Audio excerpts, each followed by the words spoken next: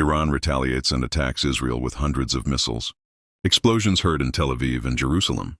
The offensive was confirmed by the Israel Defense Forces, IDF, which quickly activated its defense systems. Iran launched at least 200 missiles against Israel on the night of Friday, the 13th, local time, in response to an earlier Israeli strike on Iranian military installations. The action raises the risk of a full-scale war between the two Middle Eastern countries. The damage is still being assessed. According to the New York Times, at least 7 locations in Tel Aviv, the country's capital, were hit. The full extent of the damage was still being evaluated. There were also missile strikes on Jerusalem. However, a large portion of the missiles was intercepted by Israel's defense system. Israel has an efficient technology, the Iron Dome, which shoots down enemy missiles mid-air. In addition, the country is supported by the United States and other European allies. The Iranian attack is a retaliation after Israel launched a series of strikes on targets inside Iranian territory, aiming to destroy nuclear facilities and prevent the Iranian government from building a nuclear bomb. The missile launch occurred shortly after Iran's supreme leader, Ali Khamenei, promised a strong retaliation against Israel, which had carried out airstrikes the previous day. The Tehran regime, which had previously warned of retaliation, described Israel's strikes as a declaration of war, a term repeated by Iranian officials in communications with the United Nations. Iranian Foreign Minister Abbas Araghchi demanded that the UN Security Council address the issue. An emergency meeting was scheduled for Friday. Khamenei accused Israel of committing a grave mistake by initiating the conflict. "The Iranian nation will not let the blood of its valuable martyrs go unavenged," said the leader, promising severe punishment for those responsible. Why is Israel attacking Iran?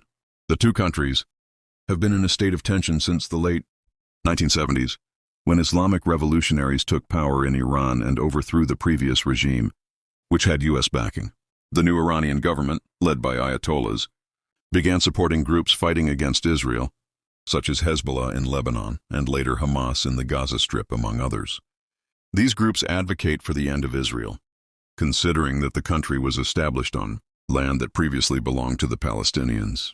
Israel was founded in the Middle East in 1948 by a UN resolution that created a state for Jews in an area previously under British control. The UN resolution also planned for a Palestinian state, but a conflict erupted between the two sides at the inception of Israel.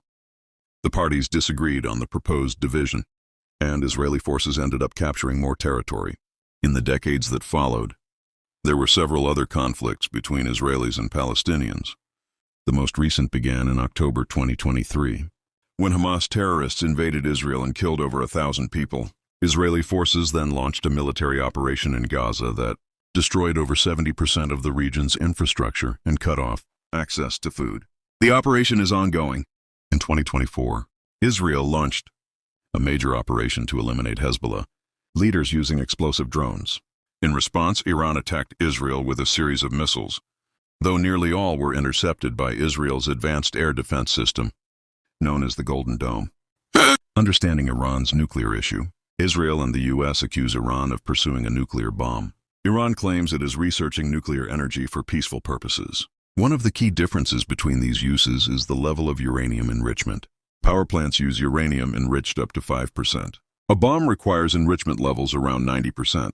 In 2015, Iran signed a deal with the United States and several European countries to limit its nuclear program in exchange for relief from economic sanctions. However, in 2018, during his first term, President Donald Trump withdrew the U.S. from the deal, citing Iranian violations of the agreement, which rendered the treaty ineffective. Since then, attempts to negotiate a new deal have failed.